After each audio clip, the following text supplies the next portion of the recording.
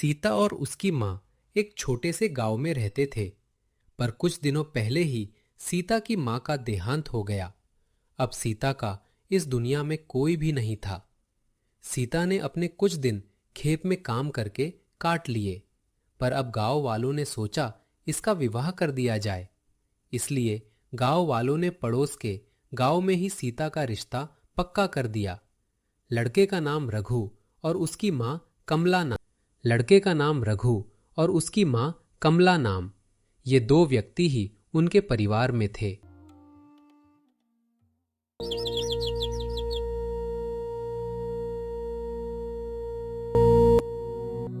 ये चाय है या जहर? बिल्कुल कड़वी। सुबह सुबह मुंह कड़वा कर दिया। सीता ने बचपन से ही बहुत दुख झेले थे।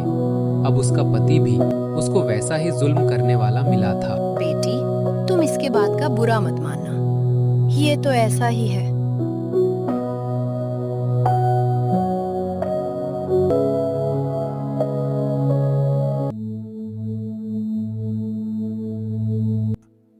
अरे, तुम्हें खाना बनाना ही नहीं आता क्या? मैं घर आऊं या नहीं, कभी कड़वी चाय तो कभी बेस्वाद खाना। खाना खिलाकर मारना चाहती हो क्या? अरे बेटा, सीता का इस दुनिया में कोई नहीं है, वो कहाँ से सीखेगी खाना बनाना? कोई बात नहीं बेटी, मैं धीरे तुम्हें सब सिखा दूंगी।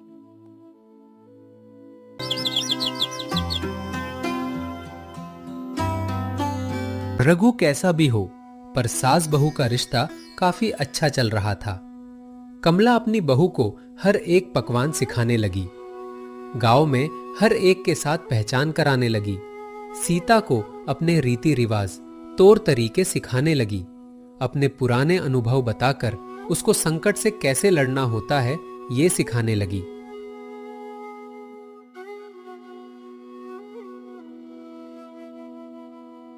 हाय हाय, देखो तो सास सर पर बोझा उठाए है और बहुत ठुमक ठुमक चले है।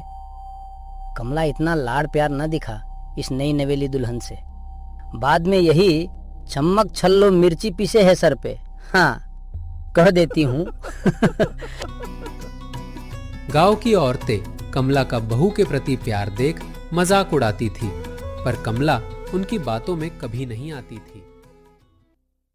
और एक दिन अचानक से रघु के शरीर में लकवा मार दिया। उस दिन से रघु हमेशा के लिए बिस्तर पे सो गया। कुछ दिन बाद पड़ोस के गांव में देव माता का जागरण था, इसलिए गांव की सब महिलाएं जाने वाली थी। रघु के लिए प्रार्थना करने के लिए ही कमला भी जागरण में चली गई। सीता ने अपने 3 दिन जैसे तैसे निकाल लिए और फिर तीसरे दिन सूरज ढलने तक सीता अपने सास का इंतजार करती रही। कमला घर आ पहुंची। माँ जी, आप घर में आने से घर में कितनी खुशियां आ गई है। आपकी यात्रा कैसी रही? कोई परेशानी तो नहीं हुई ना?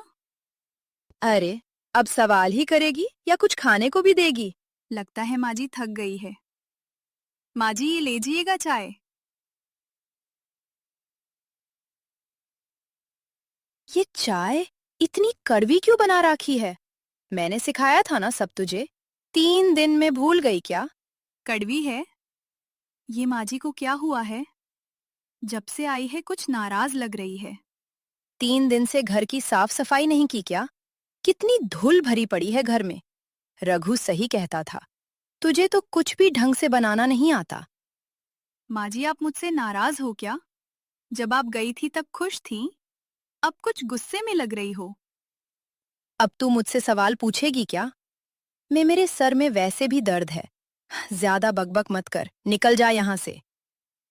ही थी वो और सास की तरह ही बर्ताव करने लगी थी। उसकी सास और पति उसे ताना देते। सीता, रसोई फिर गंदी छोड़ दी तूने। पता नहीं मेरे बेटे ने तुझसे शादी करके किस जन्म का बदला मुझसे लिया है। माँ जी, मैंने सब साफ किया था, शायद बाद में कुछ गिर गया होगा। हे भगवान, मैं क्या करूं कि माँ जी को मेरा भरोसा हो जाए। सीता को कुछ समझ ही नहीं आ रहा था कि माँ जैसी औरत सास से भी बदतर कैसी हो गई।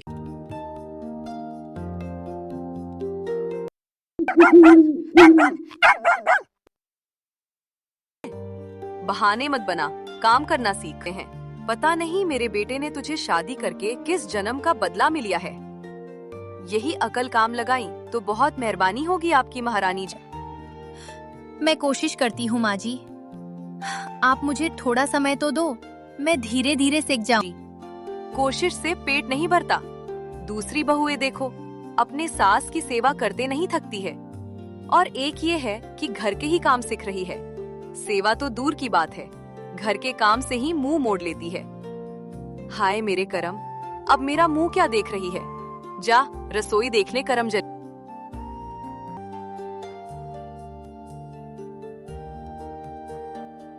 बेटी, थोड़ा पानी मिलेगा? बहुत प्यास लगी है। अभी समय नहीं है, आगे जाओ आप।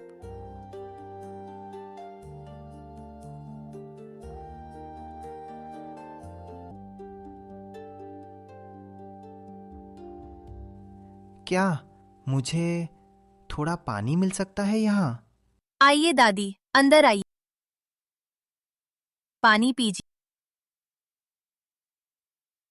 तू बहुत दयालु है बेटी। क्या हुआ?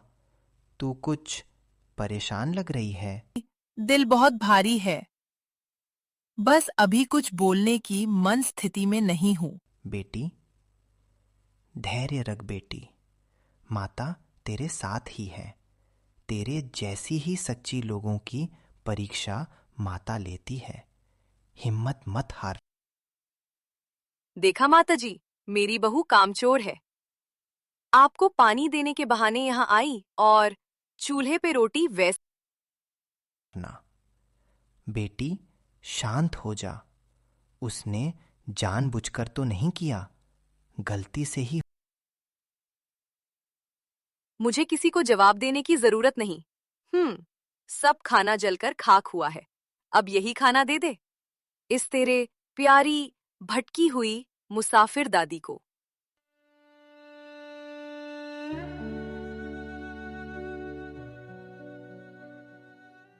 वैसे मुझे भूख भी लगी ही है, तो वो जला हुआ खाना ही दे दे, मैं खा लूंगी।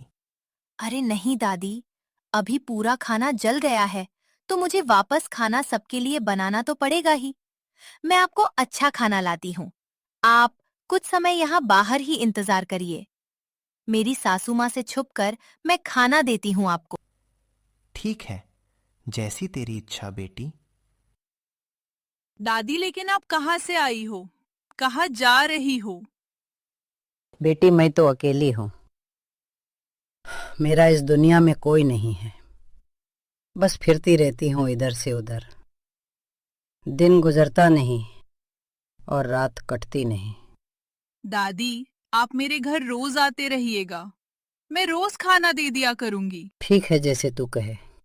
दादी रोज दोपहर में सीता के घर खाना खाने आती और किसी तरह चुटकुले सुनाकर सीता का मन बहलाकर चली जाती। ऐसी ही एक दिन दादी ने सीता से पढ़ाई की बात छेड़ी। बेटी, अब बता, क्या परेशानी है? नाराज लग रही हो। दादी, तुम्हें अब क्या बताऊं मेरी कहानी। भगवान ने तो किस्मत लिख दी, पर तू पढ़ कहाँ पा रही है? मैं तो एक शब्द भी नहीं पढ़ पाती ढंग से। किस्मत क्या, खाक पढ़ूं? वही तो कह रही हूँ मैं। तेरे जैसी होनहार लड़की पढ़ेगी तो मुझे खुशी ही होगी। मतलब मैं समझी नहीं। मतलब तू तेरी पढ़ाई चालू कर। पास के गांव में ही एक प्रौढ़ शिक्षा अभियान है। वहाँ सभी उम्र की औरतें पढ़ाई के लिए आती है। तू भी वहाँ जाकर शिक्षा ले। पढ़ाई और इस उम्र में? क्या आप भी दादी मजाक करती हो? लेकिन इस पढ़कर मैं करूंगी क्या? करना तो मुझे चूल्हा चौका ही है ना। अगर हर लड़की यही सोचने लगी तो फिर तो भारत की तरक्की कभी भी नहीं होगी। एक अनपढ़ लड़की एक परिवार इतनी अच्छे से सहेज सकती है, तो क्या पढ़ी लिखी लड़की पूरा देश सुधार नहीं पाएगी क्या? लेकिन मैं पढ़ाई के लिए जाऊं, ये बात माँ जी और इन्हें दोनों को पसंद नहीं आएगी, और उनसे चुपके पढ़ना मेरे लिए मुमकिन नहीं है। मुमकिन है जब मैं हूं तेरे साथ तो सब आसान हो जाएगा। मैं तुझे रोज वहां ले जाऊंगी। वैसे भी प्रौढ़ शिक्षा सांझ के वक्त ही होता है, जबकि सब औरतों के काम खत्म होते हैं। लेकिन दादी माँ, आप पढ़ाई को लेकर इतने दरअसल इस गांव की पहले मैं शिक्षिका थी। दादी, आप? मेरी भी लंबी कहानी है बेटी। इन गांव वालों को लड़कियों को पढ़ाना अच्छा नहीं लगता था, और मैं यहाँ शिक्षा की जागृति के लिए हमेशा सबको प्रेरित करती थी।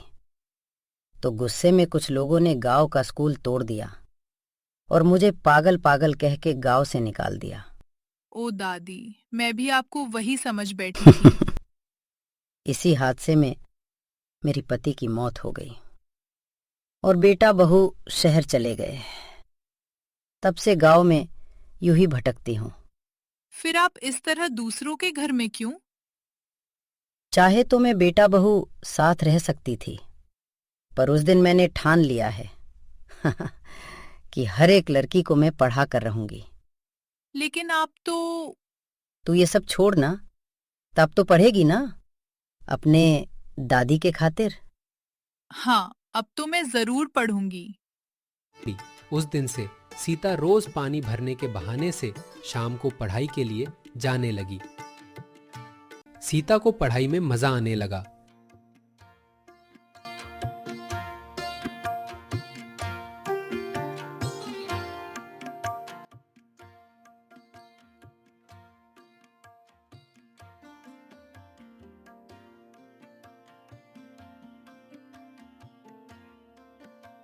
लेकिन एक दिन अचानक कमला को शक हुआ।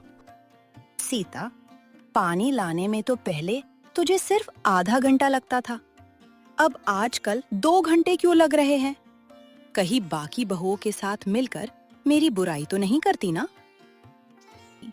वो माँ जी, मैं अपने गांव की नदिया का पानी ज्यादा गर्मी की वजह से सूख गया है ना, इसलिए पड़ोस के गांव से पानी लाती हो तो आने में 2 घंटे लग जाते। जा, अब कुछ रसोई का भी देख ले।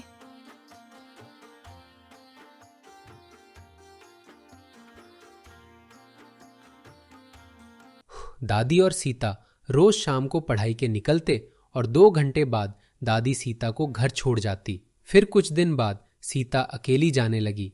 फिर सभी औरतों की वहां परीक्षा भी ले ली गई। सीता को सभी पेपर अच्छे गए थे। सीता अब तो दिन दुगनी लगन से पढ़ाई कर रही थी। अब के बार मैं तेरे लिए एक खुशखबरी लाई हूँ सीता। ये देख, आंगनवाड़ी की भर्ती के फॉर्म छूटे हैं। तुझे इस आंगनवाड़ी की परीक्षा देनी है। पढ़ाई तो कर ली, पर ये आंगनवाड़ी की परीक्षा, क्या मैं इसमें पास हो पाऊंगी? क्यों नहीं, जरूर तू इसमें पास होकर रहेगी। मुझे तुझ पे पूरा भरोसा है। ठीक है, तो दादी, आज मैं और एक नई उड़ान भरने की कोशिश करूंगी और बहुत पढ़ाई करूंगी।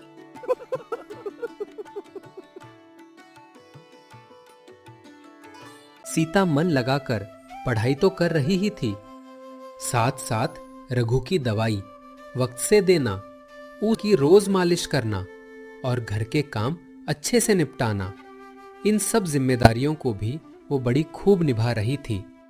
सीता को इतनी मेहनत करता देख रघु को सीता पर तरस आता था। रघु को अंदर ही अंदर अपनी गलती का एहसास होने लगा था और रघु अब धीरे धीरे ठीक भी हो रहा था।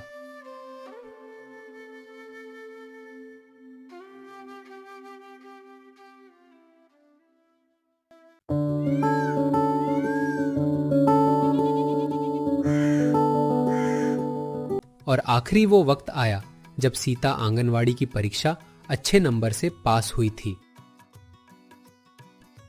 अरे कमला, ये ले मिठाई, अपना मुंह मीठा करवा। अपनी सीता आंगनवाड़ी की परीक्षा अच्छे नंबर से पास हुई है। सच्ची बात कर रही है आप मैडम जी? अरे इस मिठाई की पहली हकदार तो मेरी बहू सीता है, जिसने ये परीक्षा पास की है। दादी, आप ये मिठाई उस औरत को खिला रही हो जो मुझे कभी पढ़ाना ही नहीं चाहती और मुझे हर वक्त काम में गढ़ाना चाहती है। मैं तो इन्हें अपनी माँ समझ बैठी थी, लेकिन इन्होंने तो मेरे साथ सास से भी बदतर बर्ताव किया है। और आप माँ जी, आज मुझे अच्छी तनख्वाह वाली नौकरी क्या मिल गई? अपने तो रंग ही बदल दिए। ये झूठी खुशी दिखाने लगी क्या? बेटी, ये सब कहने से पहले एक बात जान ले। नहीं मैडम जी, आप कुछ मत कहिए। नहीं कमला, आज मुझे बोलने दे, नहीं तो मैं कभी खुद को माफ नहीं कर पाऊंगी। बेटी, आज तक तुझे जो भी पढ़ा वो सब मेरे वजह से नहीं बल्कि तेरी सास के वजह से पढ़ा है। माँ जी के वजह से? मैं कुछ समझी नहीं। हाँ, एक दिन कमला मेरे पास आई थी।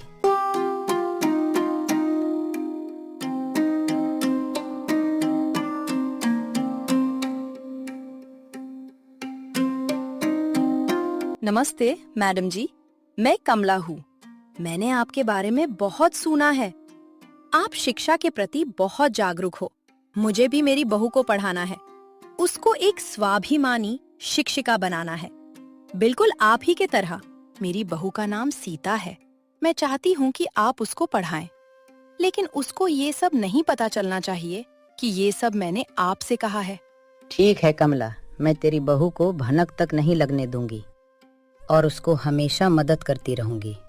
मुझे यकीन है जिस बहू के पीछे इतनी समझदार सास का हाथ है तो उसे शिक्षिका बनाने मुझे देर नहीं लगेगी।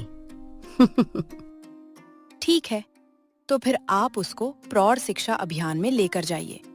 मैं उसको अपने पांव पे खड़ा देखना चाहती हूँ।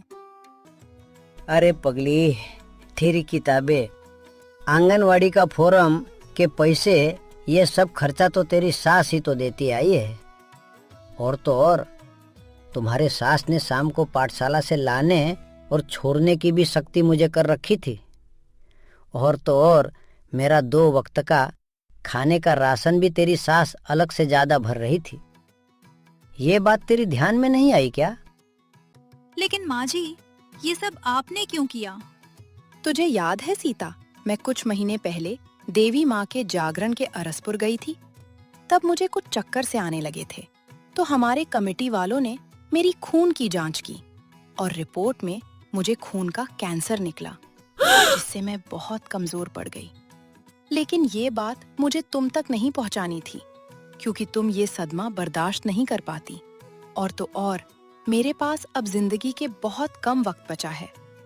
उस वक्त मैं तुझे एक सफल औरत देखना चाहती थी, और एक इंसान गुस्से से या फिर ईर्ष्या से कोई बात करने लगे ना, तो वो जल्दी हासिल कर लेता है।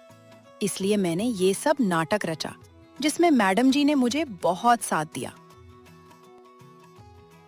माँ जी, आपने मेरे बारे में इतना सब सोचा और मैं आपके बारे में न जाने क्या क्या सोचती रही। मुझे माफ कर दो माँ जी।